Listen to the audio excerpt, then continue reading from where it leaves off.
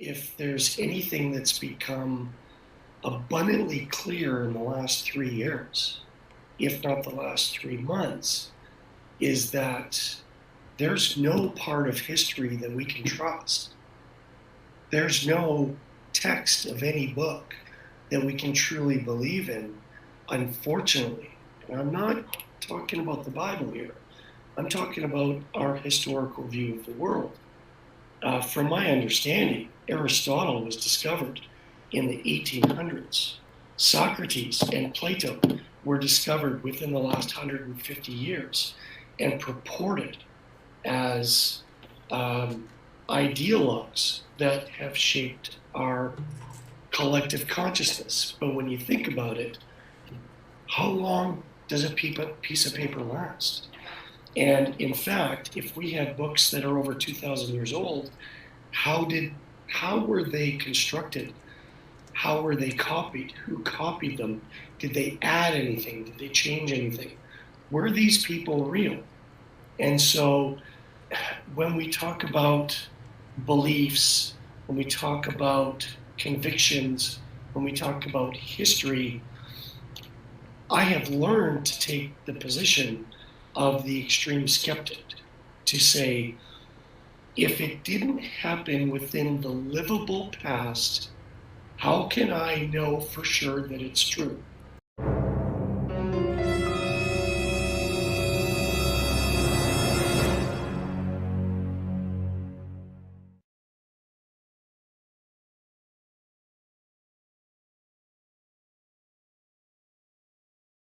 People who think the earth is flat. What happens? Tell me, you fucking moron. What happens when you get to the end of the earth? Do you fall off? What happens?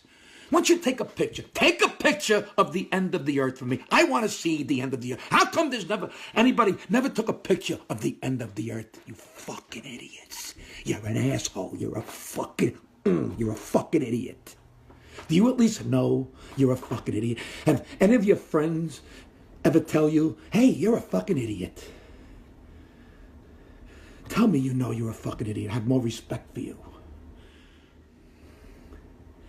Do you not realize that if a plane flies from one point and just stays in a straight line, and eventually from staying in a straight line, it'll wind up where it started from because the earth is round, you fucking idiot!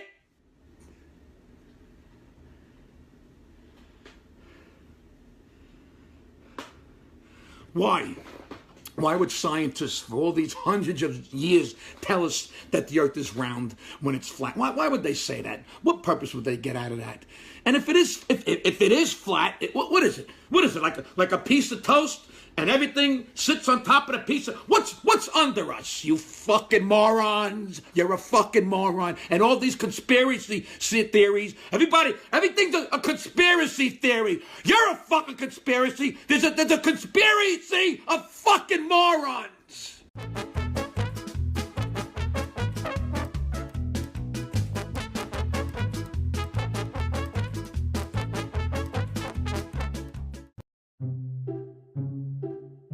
The North Pole is in the center of the flat Earth.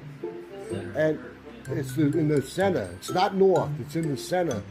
And if you're standing in the center, no matter where you go, which direction, you go as far as you can go, north, south, east, west, you'll hit that ice wall.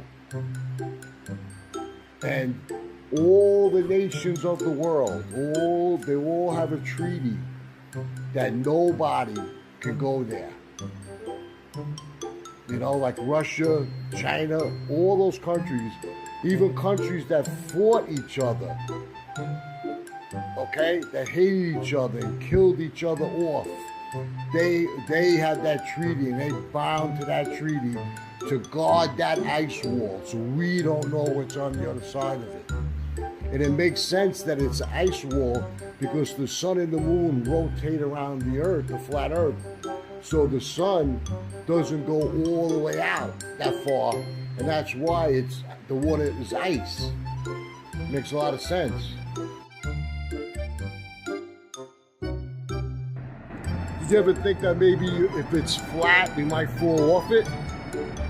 guess it really hadn't crossed my mind. Because my brother told me that in New York. He goes, it was flat, you fall off it.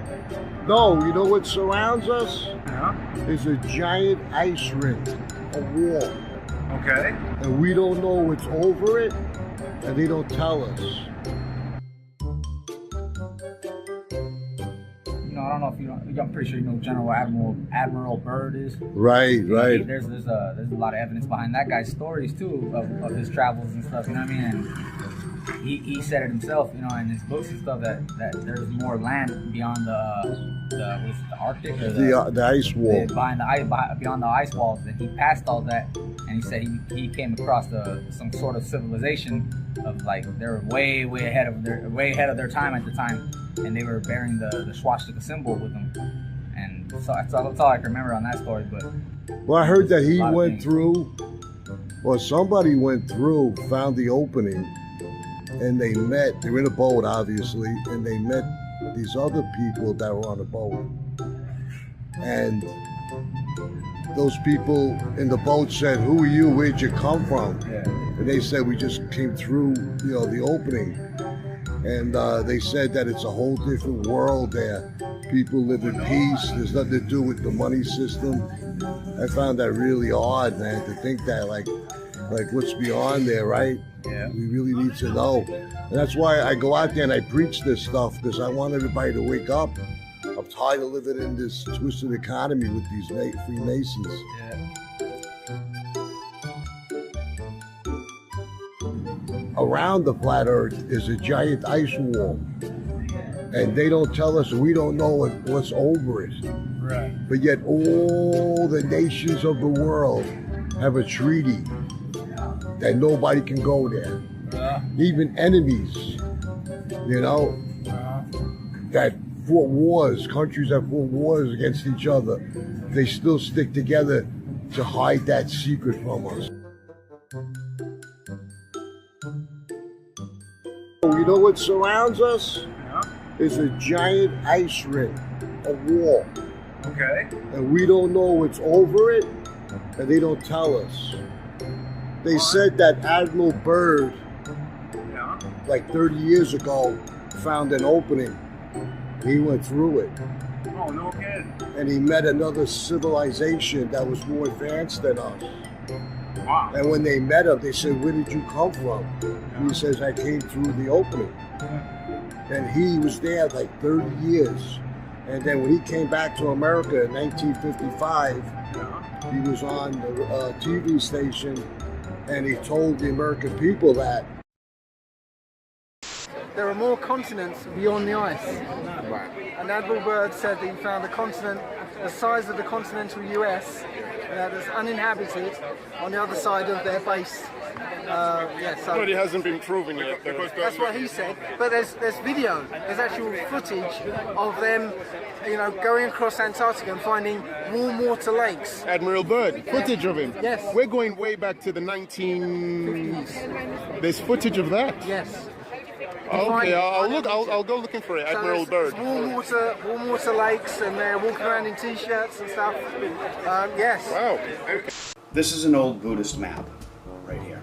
Okay, this map was it was first published by the Hawaiian Gazette in 1907, and in the article it says that it is a 1,000-year-old Buddhist map. Now what we see is a picture of flat Earth, and we see a whole bunch of continents all the way around it. Now there was a man named Admiral Byrd, and he was he was an explorer, and he went in 1956 thereabouts, don't quote me on the date, but he went on national TV and he had reported that he had found a landmass 2,600 miles beyond the South Pole that was the size of North America, and there was trees, and there was green, and there was vegetation, and it was completely, he claims that it was completely, there was no humans there, it was uninhabited, and huge resources there and all that sort of thing. So he had sailed off the coast of Argentina. So if we go to the map, there's Argentina, and you go to the South Pole, which is the Antarctic rim, and then you go beyond that, you see this landmass, which is approximately the size of North America, right there. There's the landmass. So I believe that he found that landmass right there. Now, 2,600 miles beyond the South Pole would put him somewhere in the middle of the Indian Ocean. Once you get past the dome, you can get into heaven. And Admiral Byrd went there. He was like a very decorated member of the, I think it was the Navy. It might have been the Air Force, probably because he's flying planes, right? Duh. But he got the Medal of Honor for it. They gave him the Medal of Honor, and then they was like, oh, your whatever is not conclusive. It wasn't conclusive because they didn't want you to know that heaven is at the North Pole and it's an actual place we can fucking go and that we can actually go there now. But you have to wake up to the reality that is in front of you. There's infinite wealth there. Maybe there's infinite power there. There's all sorts of things. Maybe God is there. So do your own research. That's what I found.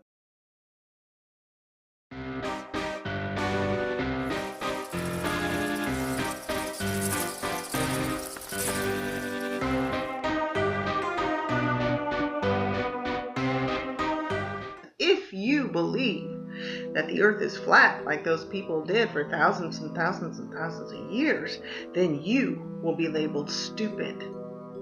Well, friends, then Noah and I are stupid. And we're not going to back down from it because we have looked into the science. And there is far more realistic, truthful science behind the earth being flat than to it being a globe. Science does not fit the globe.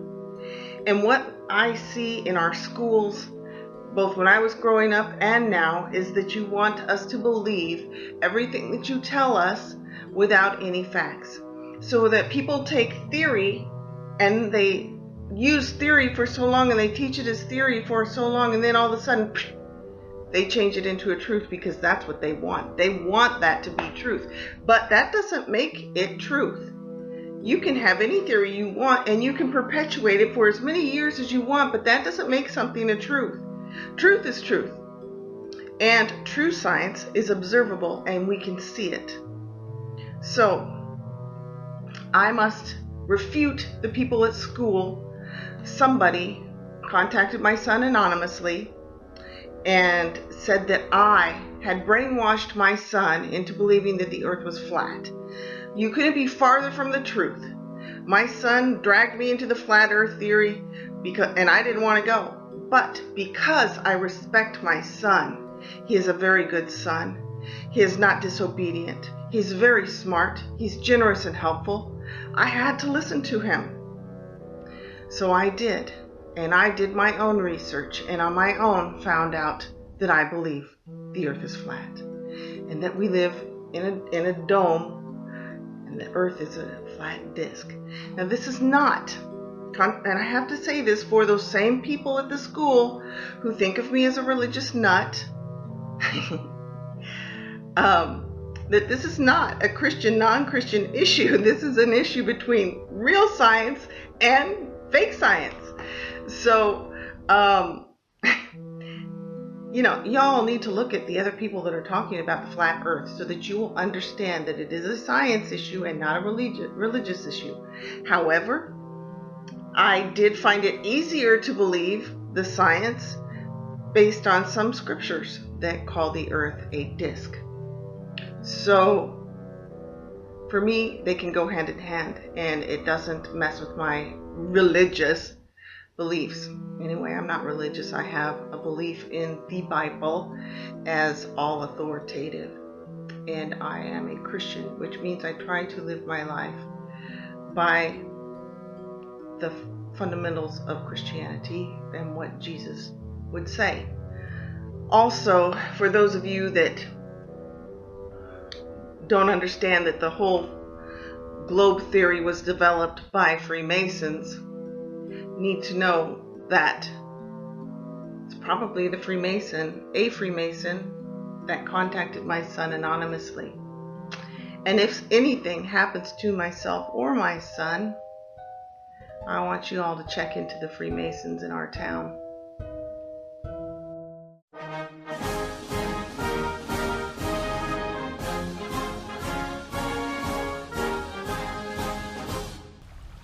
Mes chers compatriotes, bienvenue avec Rasta Président, le candidat terre plate pour les élections présidentielles 2017.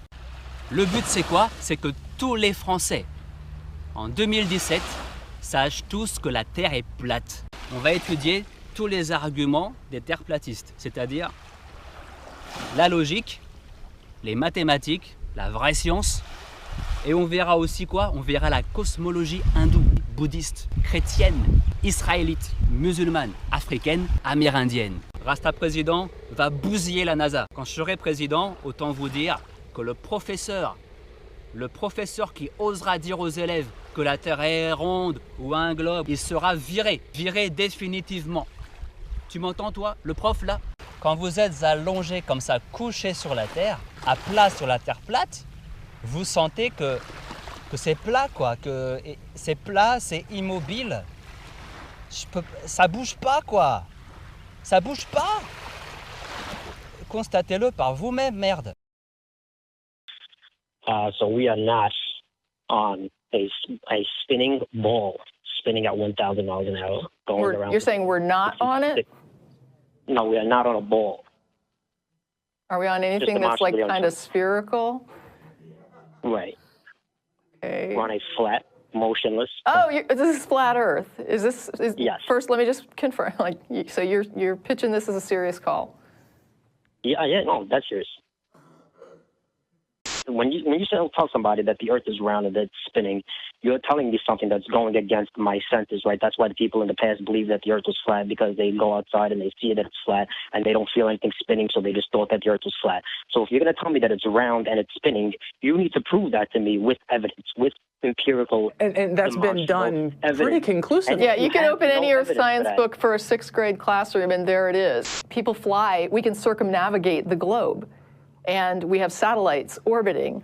All of our science that has to do with space is based on our knowledge of physics, which you are saying is just completely and utterly wrong. Gravity doesn't exist, and yet gravity is factored into all these things that we do. Well, yeah, it's a very complex topic, but it is a complex topic, and I'm not convinced that you're correct, and your arguments are not going to convince me that you're correct, because the correct people to convince. I know that because you have a belief. No, this is not about a belief. This is about a scientific consensus, right? That I am not involved in. I'm saying that if you would like to change my mind, you will have to go to the relevant scientific fields and change their mind. Show them your evidence, show them your reasoning, and convince them why they're wrong. And then when that can happen, I will say, wow, you have convinced the people who are best educated in this field, who have access to the best evidence, and Victor in Brooklyn talked to them, presented whatever his ideas were, and convinced them to reconsider this idea of a round or spherical Earth.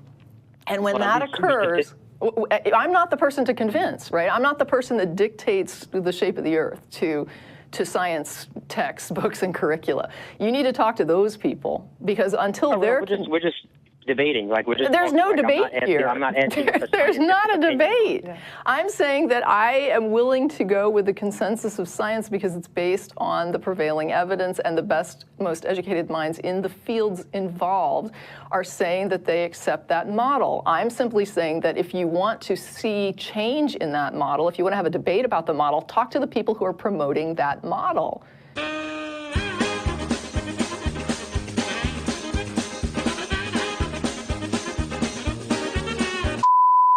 I'm confused now. Like, see, there's a whole bunch of craziness that Esau had implanted into us too, especially with this whole ball Earth bullshit, man. The Earth is not no goddamn ball. I tell you that, because if we wasn't a ball, how come we don't fall off the ball? And you can't flood a ball, as it says in Exodus. Remember how Yahweh he flooded the earth? You can't flood a ball. That's impossible. You could not flood a ball. Oh, gravity. Gravity doesn't exist, man. Ain't no such thing as gravity. The law of gravity is the force of it's the force. What is it? Something. Everything must come down. The force of gravity. The force of the what is it? The law of gravity is everything must come down. Everything that goes up must come down. So if I jump, I just come right back down, basically, right? But it's mass. So if I had a bowling ball and a paper ball, what's gonna fall first? The bowling ball. The bowling ball falls first. Why? It's more density. Has more mass. It has its density. It's all about density. Salaki. It's all about density out here, man. Right. It's not about gravity this. Okay, if the earth was spinning around, how can planes land?